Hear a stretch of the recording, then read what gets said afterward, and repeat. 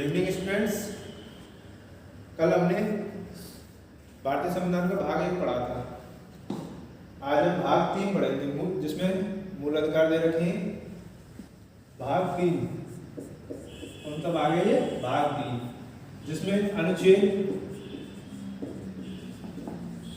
12 से 35 दिए हुए। तो पहला जो भाग 3 है मूल अधिकार, इसको भारतीय संविधान का मैग्ना कार्टा कहा जाता है। मैग्ना कार्टा क्या था? 1225 में आया था। एक अध्यादेश है जिसमें इंग्लैंड के कुछ प्रोविजंस दे रखे थे, वो आगे चलते हैं, वहाँ लागू होते हैं। तो ये जो मूल अधिकार है, मूल अधिकार का प्रोसेस ये विचार कहाँ से ग्रहण किया गया है? अमेरिकी संविधान से लिया गया है। कहाँ से? अमेरिकी संविधान से भारतीय संविधान में लिया गया है। भारतीय संविधान में लिया गया है। इसमें अनुच्छेद 12 से 35 है। हम अनुच्छेद 12 को देखें तो अनुच्छेद 12 में दिया क्या है? एक एक सेक्शन से देखेंगे। अनुच्छेद पहले तो इसमें जो मूल अधिकार थे, जो हमारा मूल संविधान था, इसमें 7 अधिकार दिए हुए थे। कितने दिए हुए थे? 7 मूल अधिकार थे, जिसमें पहला था समता का अधिकार। कौन सा था? समता का अधिकार, जिसमें आर्टिकल 14 से लेकर 18 तक। और दूसरा था स्वतंत्रता का अधिकार, आर्टिकल 19 से 22 तक। तीसरा अधिकार था शोषण के विरुद्ध अधिकार, जिसमें आर्टिकल 23 और 24। चौथा धर्म की स्वतंत्रता का अधिकार, यानी धर्म की स्वतंत्रता का अधिकार, जिसमें अनुच्छेद 25 से 28। संस्कृति और शिक्षा का अधिकार 29 और 30, आर्टिकल 29 और 30। एक दिया था संपत्ति का अधिकार, जो हमारे आर्टिकल 31 में था। कौन से में था? 31। और जो 7वां है वह है सामुदायिक उपचार का अधिकार, आर्टिकल 32, जिसे डॉक्टर भीमराव अम्बेडकर ने संविधान की आत्मा कहा है। कौन सा है वो? आर्टिकल 32, अनुच्छेद 32। इसको डॉक्टर भीमराव अम्बेडकर ने भारतीय संविधान की आत्मा कहा है। इसमें 5 रेट दे रखी हैं,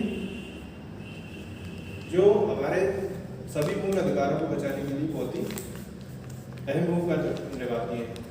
अगर हमारे मूल अधिकारों का हनन होता है तो हम आर्टिकल 32 का सहारा ले सकते हैं, और हम हाई कोर्ट और सुप्रीम कोर्ट दोनों में ही रिट डाल सकते हैं।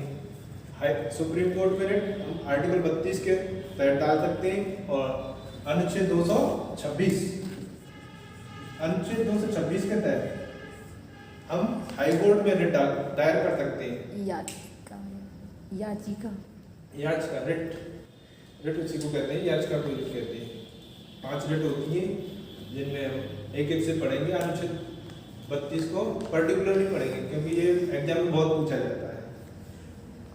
तो आज हम पढ़ने वाले हैं समता का अधिकार। समता का अधिकार हमने बताया, समता का अधिकार है। समता का अधिकार जो दे रखा है, वो दे रखा है अनुच्छेद कौन से में?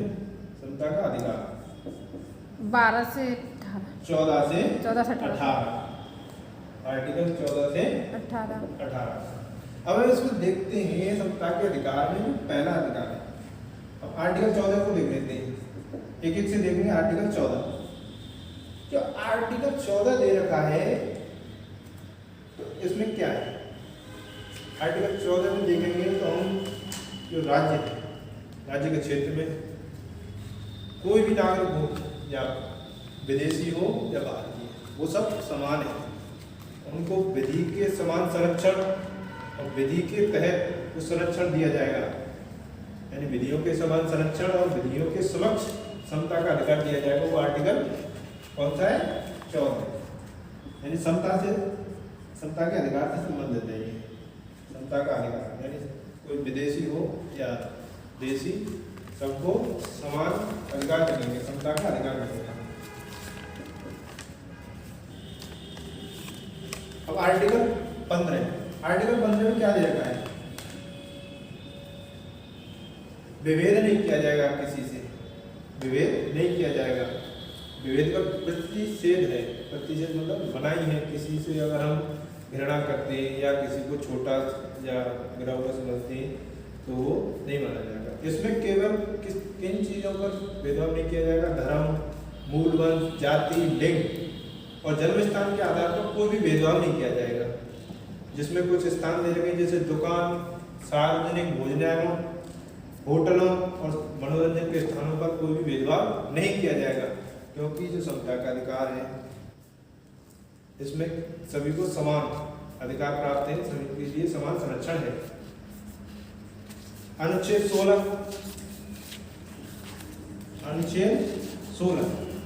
अनुच्छेद 16 में क्या दे रखा है? तो लोक नियोजन की जितनी भी नौकरियां हैं, जितने भी रोजगार हैं, उनमें सभी को अवसर की समता होगी, अवसर के समान अवसर, समान अधिकार होंगे। यानी किसी जॉब में जैसे आज हम SC, ST, OBC में बांट दिए तो सभी को रिजर्वेशन के हिसाब से सबको समान अधिकार है कि सब आगे आए और अपना जो हक है वो लें। तो ये अवसर की समानता की बात करता है। किसकी? अवसर की समानता, यानी सबको समान अवसर दिए जाएंगे, अवसर की समानता की बात करता है। एक है आर्टिकल 17, आर्टिकल 17 में क्या दे रखा है? आर्टिकल 17 में दे रखा है कि अस्पृश्यता का अंत होगा। अस्पृश्यता मतलब छुआछूत, जो भी छुआछूत है वो नहीं की जाएगी। अस्पृश्यता का अंत होगा और अस्पृश्यता दर्शाने वाले कोई भी आचरण हो उस पर भी प्रतिबंध लगाया जाएगा। जैसे कोई इनडायरेक्टली अगर भेदभाव करता है या इनडायरेक्टली कुछ बोलता है, ऐसा आचरण करता है तो उस पर भी प्रतिषेध लगा जाएगा, प्रतिबंध लगाई जाएगी। एक हम पढ़ते हैं आर्टिकल 18, आर्टिकल 18। इसमें क्या है? उपाधियों का अंत है, उपाधियों का अंत, यानी कि हम बिना परमिशन के किसी भी राष्ट्र से उपाधि धारण नहीं कर सकते। जैसे पहले टाइटल लगा लेते थे लोग, तो वो टाइटल नहीं लगाया जाएगा।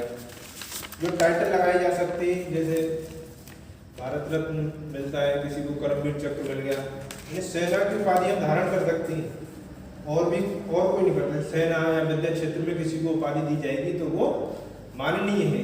अगर उसके अलावा कोई भी उपाधि हम धारण करते हैं तो उसके लिए हमें विशेष अनुमति की आवश्यकता होगी और वो आवश्यक जो अनुमति मिलेगी हमें वो कौन देगा? हमारे माननीय राष्ट्रपति जी, माननीय राष्ट्रपति जी अनुमति देते हैं। इसमें क्या है? उपाधियों का अंत है, उपाधियों का अंत।